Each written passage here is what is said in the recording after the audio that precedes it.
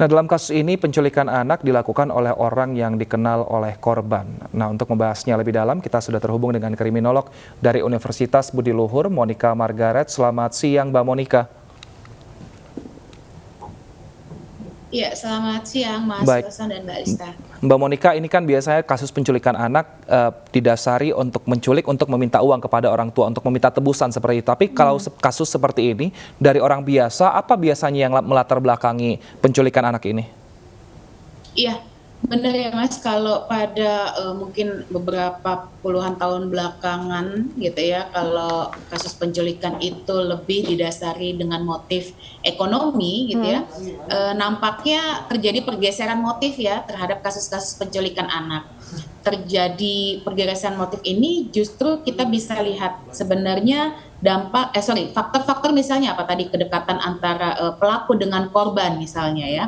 Karena pada dasarnya kalau baca dari artikel media bahwa ternyata pelaku itu sering mengunjungi gitu ya warung makan yang dikelola oleh keluarga korban. Nah, artinya korban kemungkinan juga mengenal pelaku gitu ya Mas ya, karena interaksi tersebut bertemu beberapa kali dalam waktu yang intens. Nah, apakah mungkin ada faktor lain seperti misalnya ada faktor sakit hati gitu ya, atau faktor lain misalnya faktor kemungkinan si pelakunya gitu ya punya orientasi seksual tertentu terhadap anak-anak. Ini yang perlu diselidiki lebih lanjut nanti oleh pihak kepolisian. Lantas kalau misalkan bujuk rayu nih dari pelaku, kalau misalkan menurut Anda apa yang diberikan dari pelaku ini supaya anak ini mau mengikuti kemana dia mau pergi gitu? Masalahnya kan pertemuannya juga bisa dikatakan tidak cukup panjang dan lama, baru beberapa kali mengunjungi rumah makan dari keluarga korban begitu, Mbak Monica. Iya, ini perlu juga kita lihat gitu ya Mbak ya, ketika usia anak pada saat ini anak korban adalah berusia kurang lebih 6 tahun gitu ya. Artinya di usia tersebut anak masih tergolong belum mengetahui apa yang disebut dengan bahaya. Kemungkinan dia mengenal pelaku sosoknya sebagai orang yang baik gitu ya.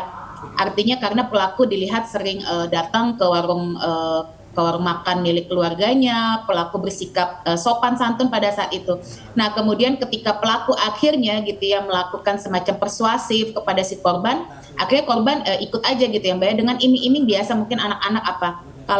Kalau dari hasil media beritakan kan diiming-imingi dengan membeli ayam goreng gitu ya, di mana itu adalah makanan kesukaan anak-anak pada umumnya.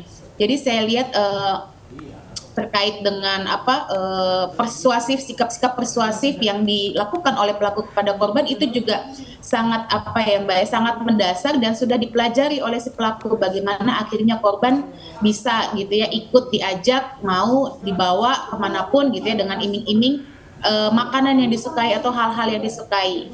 Baik, Mbak Monica, ini kan kita lihat pelakunya ternyata dikenal oleh orang tuanya, artinya pernah berkenalan atau pernah berkomunikasi antara pelaku dengan korban. Ini bagaimana kita sebagai warga atau mungkin sebagai keluarga memilah-milah mana yang orang sebenarnya tujuannya ke depannya baik, mana yang tidak seperti ini. Mungkin awalnya baik, malah di ujungnya menculik anak ini. Ya, pada dasarnya kita tidak bisa secara serta-merta gitu ya Mas ya, lantas menjustifikasi ini orang akan menjadi penculik, ini orang akan menjadi pelaku kejahatan. Cuman mungkin sifat yang harus diwaspadai ketika memang posisinya sebagai pengelola warung makanan gitu ya, kita harus mewaspadai mungkin setiap orang yang orang tersebut adalah pelanggan rutin gitu ya. Tentunya yang harus diwaspadai, yang dilakukan pencegahannya secara situasional. Kalau kita punya anak kecil gitu ya kita harus terus memantau aktivitas pergerakan anak tersebut gitu, jangan sampai lengah gitu ya. Kalau kita tidak bisa memantau atau memonitoring pergerakan anak kita gitu ya, atau kegiatan yang dilakukan, tolong ada orang lain gitu ya yang kita utuskan gitu istilahnya, atau yang kita minta tolong untuk bisa memonitoring gitu ya, mengawasi gitu ya. Kemudian yang kedua juga pencegahan situasional, kita harus tekankan juga kepada anak-anak gitu ya Mas ya. Ketika misalnya kita ajarkan bahaya-bahaya misalnya, atau himbauan-himbauan kepada anak atau saran-saran, kalau misalnya diajak orang kecuali ayah, ibu, atau tante, om yang sudah misalnya tinggal serumah misalnya, itu tidak boleh gitu ya, kecuali orang lain, kecuali orang-orang yang disebutkan boleh mengajak ngobrol atau membawa pergi, itu tidak boleh. Kita ajarkan himbauan-himbauan tersebut kepada anak gitu ya. Artinya secara social crime prevention, pencegahannya secara sosial, kita menanamkan nilai-nilai bagaimana anak bisa waspada, anak mengerti gitu ya Mas ya, dan anak akhirnya menuruti gitu ya perintah orang tua, agar ketika bertemu seseorang yang tidak dikenal ataupun bertemu dengan orang yang sudah dikenal, tapi kalau diajak pergi dan segala macam itu harus memberitahukan kepada orang tua, harus minta izin dan sebagainya. Baik, sementara itu Mbak Monika, ini kan dari pelakunya sendiri merupakan manusia gerobak dan yang diculik ini anak berusia 6 tahun yang masih muda untuk dibujuk rayu. Apakah ada kemungkinan pelaku ini menculik korban untuk dimanfaatkan tenaganya, dalam pengertian untuk dijadikan mengemis seperti itu, memungkinkan nggak sih Mbak Monika?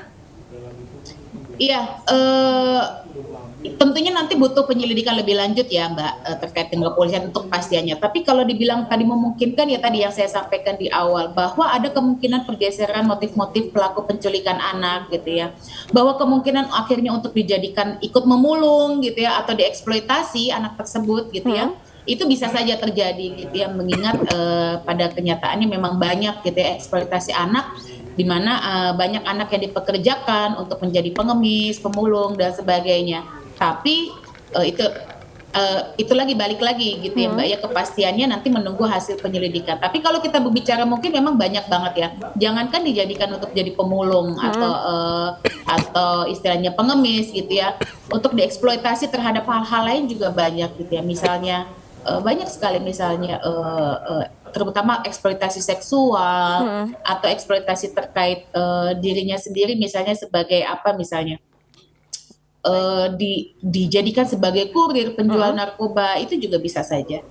Oke, Mbak Monika, kalau misalkan melihat dari kasus ini polisi sempat melihat adanya rekaman CCTV di mana pelaku ini berada di stasiun Jakarta Kota bersama korban. Nah, kalau menurut Anda, apakah dari pelaku ini akan membawa korban keluar kota atau masih di sekitaran di Jakarta? Iya. Kalau kemungkinan untuk membawa keluar kota, ya bisa jadi ya Mbak ya, ada kemungkinannya. Karena apa, kita tahu sendiri stasiun Jakarta Kota kan menghubungkan ke wilayah-wilayah lain di luar Provinsi DKI Jakarta gitu ya. Nah, tapi kalaupun masih ada di wilayah sekitar Jakarta, itu juga perlu peran dan kemaksimalan fungsi dari kepolisian gitu ya Mbak ya, untuk menelusuri kasus ini lebih lanjut gitu ya. Karena memang kan bukti-bukti atau semacam hal-hal yang mengarah gitu ya untuk menjelaskan, mencari titik terang gitu ya dari si pelaku ini agak kesulitan gitu ya Mbak ya.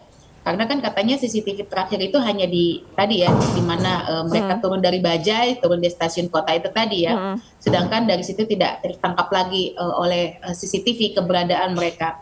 Ini juga tentu menjadi kesulitan.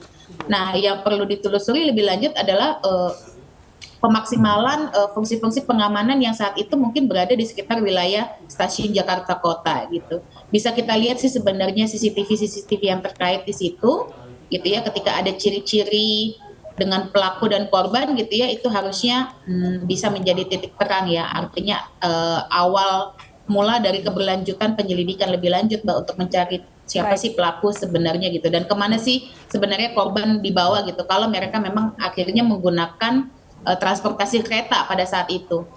Baik, identitas pelaku ini sebenarnya sudah diketahui oleh pihak keluarga dan semoga ini bisa mempercepat polisi untuk melakukan penangkapan terhadap pelaku dan sang anak bisa kembali ke orang tua. Terima kasih Mbak Monika Margaret telah bergabung bersama kami di iNews Siang. Sehat selalu.